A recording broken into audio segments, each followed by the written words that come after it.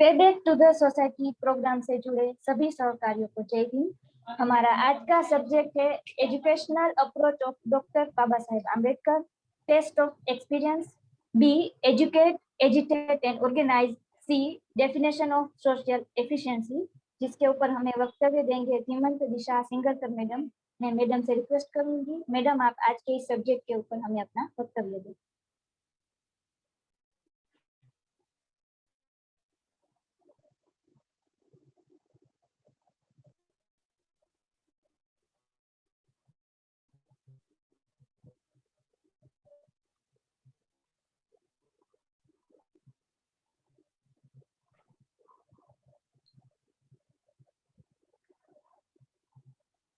Madam start करें आप।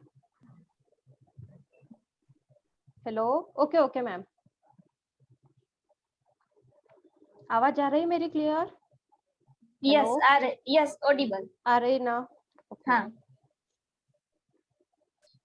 सामाजिक पुनर्निर्माण आंदोलन के सभी सहकारियों को मेरा जय भीम, जय भारत। जिसके शासन प्रशासन में भारत सोने की चिड़िया कहलाता था, विश्व गुरु भारत कहलाता था, वो काल था मौर्य सम्राट अशोक का। इनके काल में जो शिक्षा पढ़ाई जाती थी वो थी अन्वीक्षिकी विद्या, यानी कि थिंकिंग स्किल, सोच विचार करने वाली विद्या। त्रय विद्या यानी कि 3 वेदों की शिक्षा पढ़ाई जाती थी। वार्ता विद्या यानी कि व्यवसाय करना, अर्थ विज्ञान, उस पर विद्या दी जाती थी। और दंड नीति यानी कि राजनीति विज्ञान। यह शिक्षा आज के काल में नहीं है। आज हमें सोच विचार करना पढ़ाया ही नहीं जाता है, तो हम सोच विचार कहाँ से करेंगे? आगे का चैप्टर हमारा थिंकिंग स्किल यानी कि सोच विचार कौशल के का है, तब हम ये डिटेल में जान पाएंगे। इसलिए डॉक्टर बाबा साहेब आम्बेडकर जी ने एनहिलेशन ऑफ कास्ट यानी कि जाति निर्मूलन ग्रंथ में महान अशोक के बारे में कहा है कि भारत के इतिहास में केवल एक ही काल को आजादी, महानता या यश का काल कह सकते थे, वह था मौर्य काल। वह था मौर्य काल।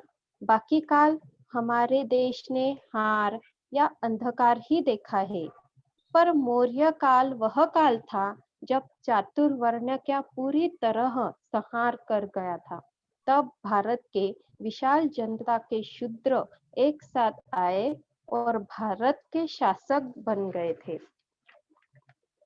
महान अशोक काल में जातिहीन शिक्षा थी, लेकिन जब बृहद्रथ राजा की हत्या पुष्यमित्र शुंग ने कर दी, उसके बाद मौर्य साम्राज्य खत्म हो गया और तभी से हमारा शिक्षा ग्रहण करने का अधिकार छीन लिया गया, संपत्ति का अधिकार छीन लिया गया, हमारा आत्मरक्षा का अधिकार भी छीन लिया गया। उसके बाद थिंकिंग स्किल हमें आज तक नहीं पढ़ाई गई। सहकारियों, तथागत गौतम बुद्ध दुनिया के सबसे बड़े थिंकर थे, ऐसा कहा जाता है। तो बाबा साहब जी ने गौतम बुद्ध का थिंकिंग स्किल अपनाया और उनको गुरु माना। संत कबीर ने भी तथागत गौतम बुद्ध के विचारों को अपनाया, इसलिए बाबा साहब ने संत कबीर जी को अपना गुरु माना। वैसे ही महिला और शूद्र को शिक्षा देने का अधिकार जिन्होंने दिया, वो थे क्रांति सूर्य महात्मा ज्योतिबा फुले। उनको भी बाबा साहब ने अपना गुरु माना था। उसी प्रकार प्रोफेसर जॉन डीवीजी के एजुकेशन फिलोसॉफी से प्रेरित होकर बाबा साहब ने उनको भी अपना गुरु माना था। हमने देखा है कि महात्मा ज्योतिराव फुले जी ने किस प्रकार शिक्षा के लिए उन्होंने अपना पूरा जीवन समर्पित किया था। उनके एजुकेशन फिलोसॉफी के बारे में हमने चर्चा की। तो आज हम बाबा साहब की विचारधारा को देखेंगे और सीखने का प्रयास करेंगे।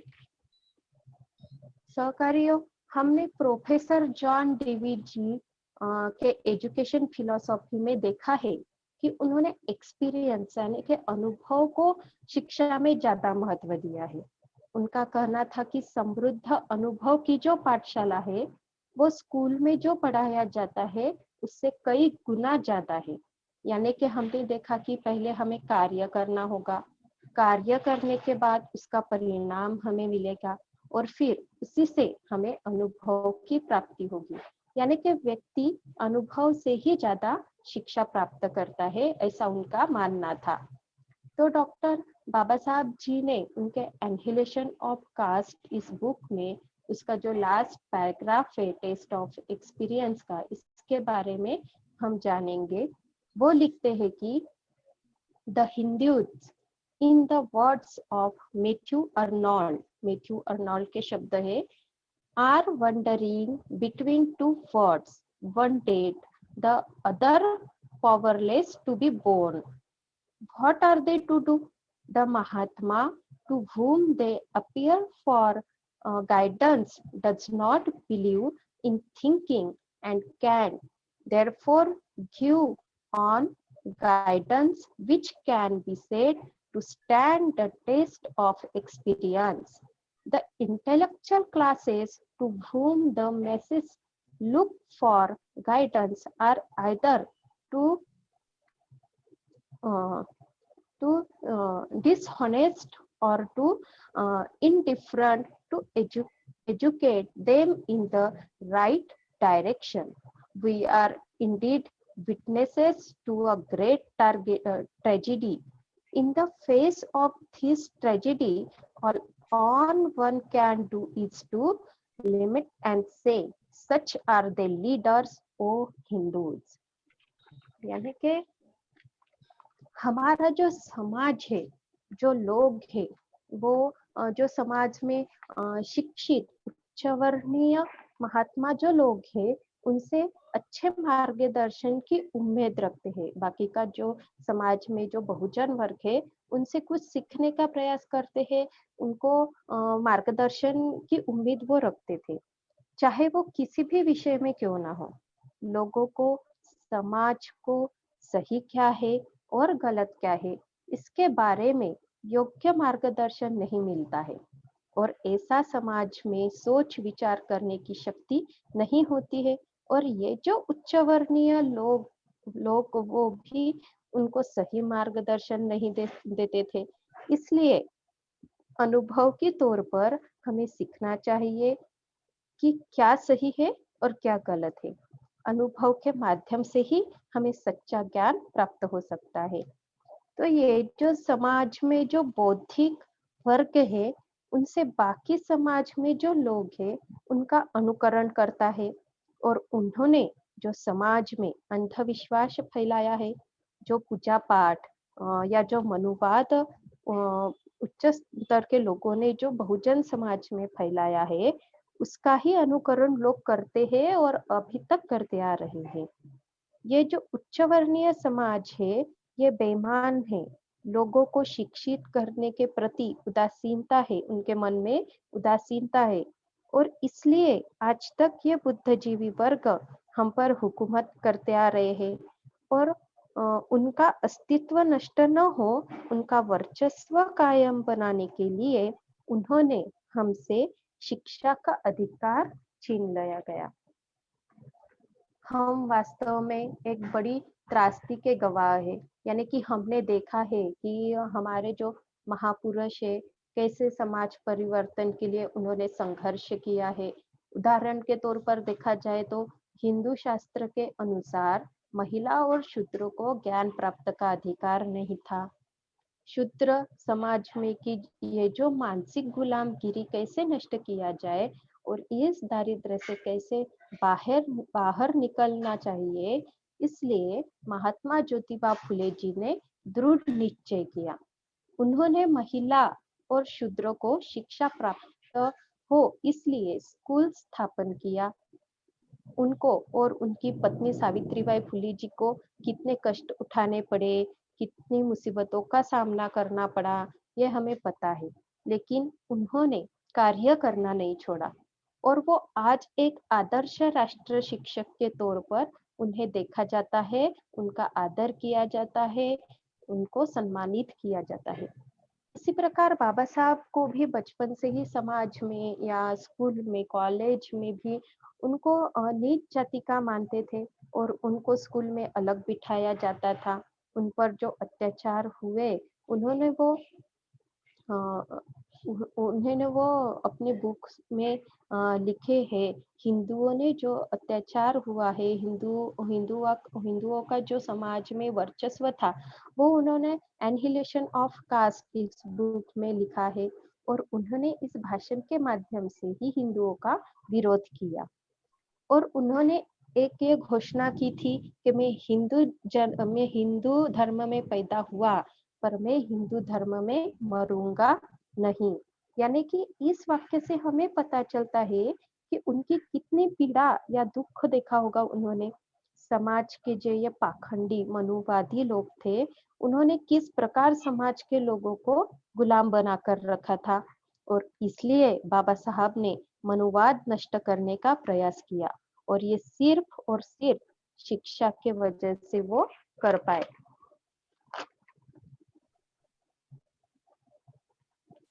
एजुकेशन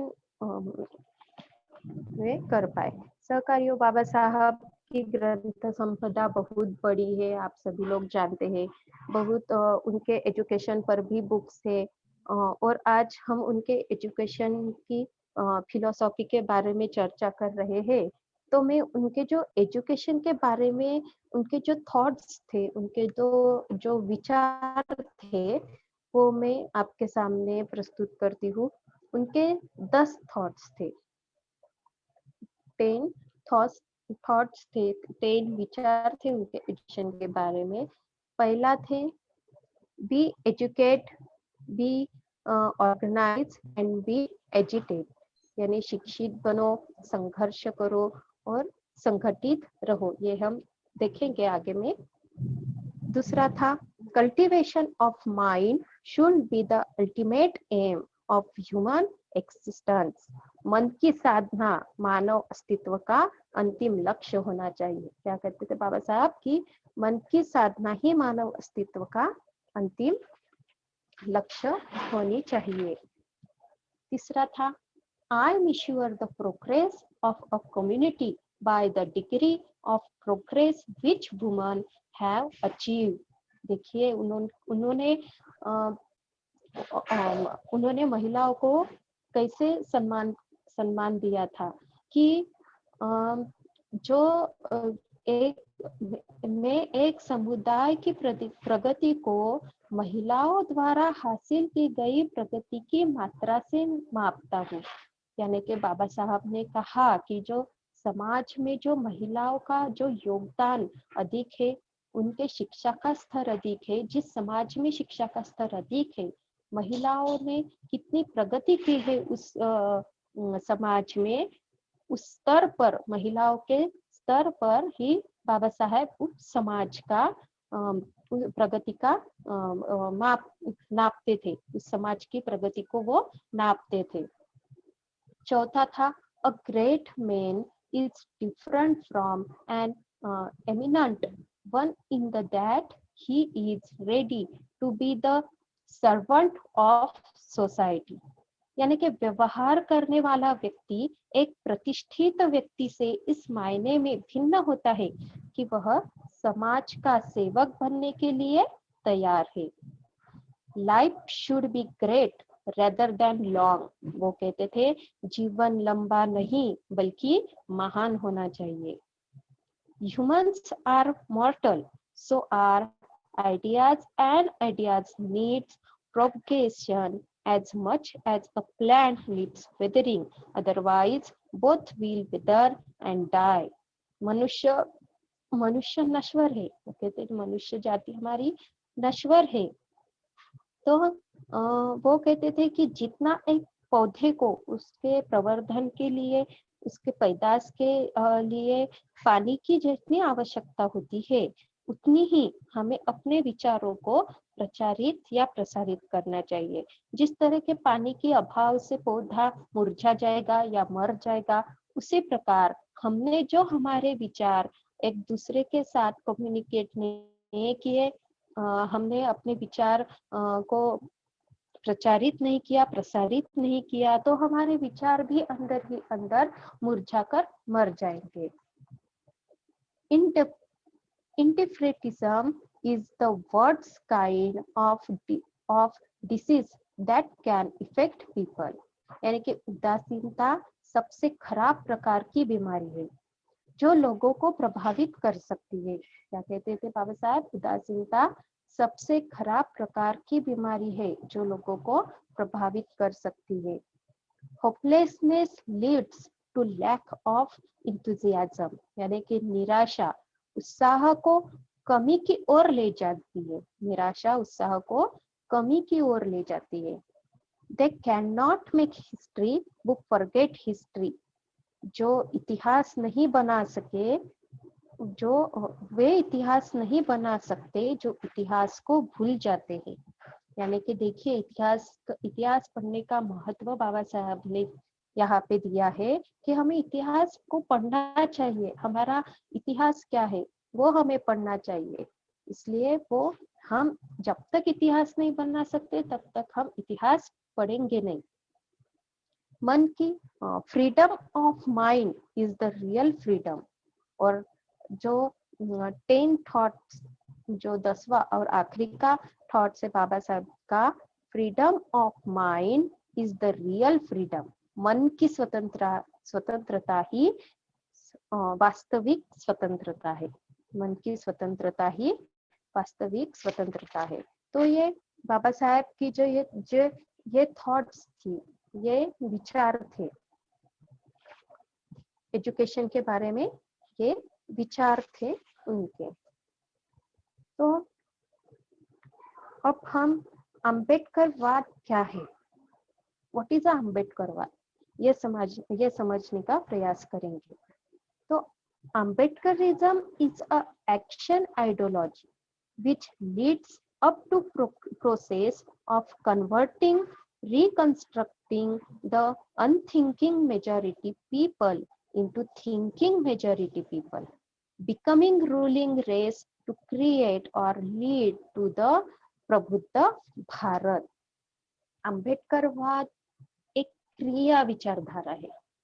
क्या है? एक क्रिया विचारधारा है जो अविचारित बहुसंख्य लोगों को प्रबुद्ध भारत बनाने और नेतृत्व करने के लिए शासक दौड़ बनने वाले अधिकांश लोगों में परिवर्तित या पुनर्निर्माण की प्रक्रिया की ओर ले जाती है। हमारे समाज में जो मनुस्मृति सोच थी और अभी भी है वो, तो ये मनुस्मृति बहुसंख्य लोगों को गुलाम बनाने के लिए इसका निर्माण किया गया था। तो ये मनुस्मृति सोच बदलने के लिए हमें अम्बेडकरवाद समझना जरूरी होगा। अम्बेडकरवाद के 3 लक्ष्य या टारगेट्स थे। कौन से है? फर्स्ट, एनहिलेशन ऑफ कास्ट, यानी कि जाति का विनाश करना। आपने पढ़ा है, हमने पढ़ा है जो हमारा जाति का जो में यानी कि हमें जाति मुक्त समाज बनाना है और जाति को हमें नष्ट करना है। हमने देखी है कि जाति के जो चैप्टर आपको पढ़ाया गया था उसमें हमने देखा है कि जाति कैसे बनाई, जाति किसने बनाई, किस उद्देश्य से बनाई है। तो बाबा साहब को इनहेलेशन ऑफ कास्ट में ये उन्होंने लिखा है, यानी कि हमें जाति मुक्त समाज बनाना है और जाति को हमें नष्ट करना है। ये हमारा पहला लक्ष्य है। टू बी रूलिंग रेस, शासक बनने की दौड़, यानी कि हमें शासन करती जमात बनने का प्रयास करना होगा, शासनकर्ता बनना होगा।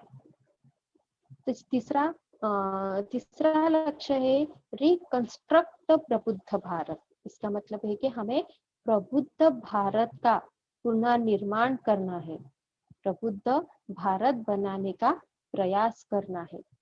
यानी कि थिंकिंग इनोवेशन मीन्स नावीन्यपूर्ण विचार और बहुजन समाज को सुधारने के लिए बड़े पैमाने पर किए जाने वाली प्रक्रिया है अम्बेडकरवाद। क्या है अम्बेडकरवाद? हमारे थिंकिंग इनोवेशन को, नावीन्यपूर्ण विचार और बहुजन समाज को सुधारने के लिए बड़े पैमाने पर की जाने वाली प्रक्रिया है आम्बेडकरवाद। आम्बेडकरवाद एक वास्तविक सामाजिक परिवर्तन की ओर ले जाने वाली प्रक्रिया है और न्याय, स्वतंत्रता और बंधुत्व मानवतावाद का यह सिद्धांत है। इसलिए आम्बेडकरवाद को समझना और जानना जरूरी है। अब बाबा साहब की शिक्षा के बारे में क्या विचारधारा थी वो हम समझेंगे। बाबा साहब ने महाराष्ट्र के माणगांव में बहिष्कृत क्लास की पहली सभा 21 मार्च 1920 को बुलाई थी। इस परिषद में प्राथमिक शिक्षा लड़का या लड़की ऐसा कोई भी भेद न करते हुए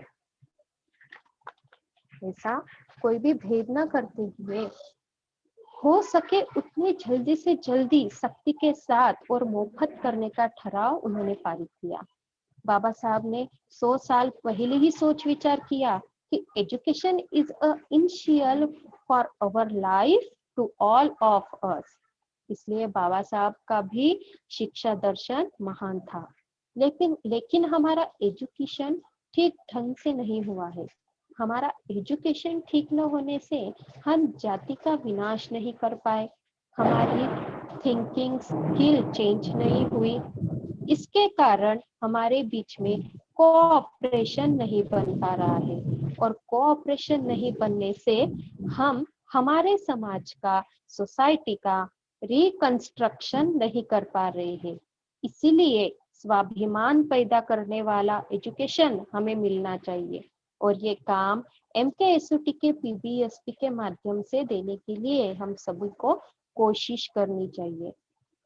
हमने कास्ट कल्चर एंड स्टुपिडिटी में भी देखा है कि बाबा साहब ने सन 1924 में दलित का पहला ऑर्गेनाइजेशन महाराष्ट्र में निर्माण किया। उसका नाम था बहिष्कृत हितकारिणी सभा।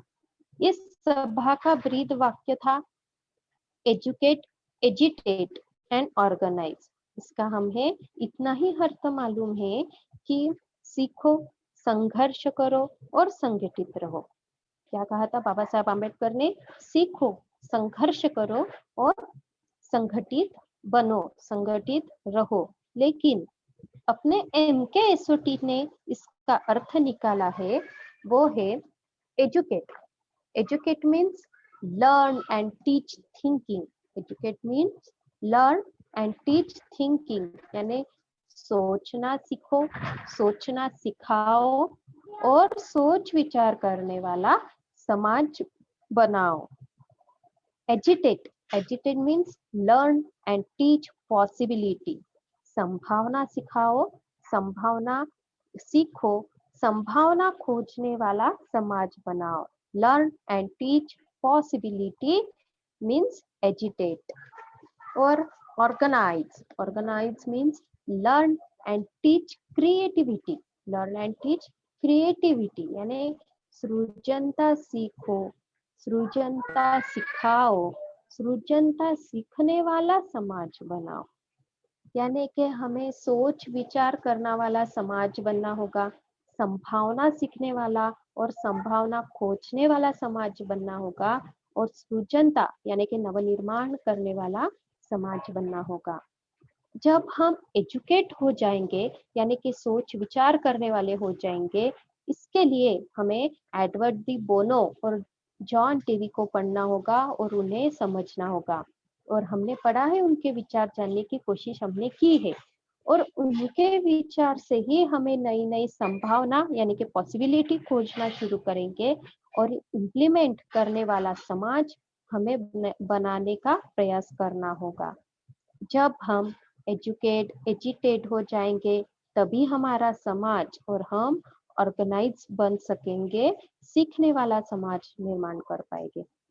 समाज के लिए क्रिएटिविटी के माध्यम से आविष्कार करना है, तब कहा हमारे अंदर की अज्ञानता निकल के हम इंटेलिजेंस बन सकते हैं और समाज में इंटेलेक्चुअल क्लास निर्माण कर सकते हैं। इसीलिए कहा है कि education is a social process. Education is a social process of reconstruction of society. Education is a social process of reconstruction of society. Hence, education is the continuous process of the experience, by the experience, for the experience, and produce reconstruction of experience, that is called education. That is called education. तो सहकार्यों, तो हम जानेंगे कि सबसे पहले अब हम जानेंगे इफिशियंसी के बारे में. Definition of social efficiency.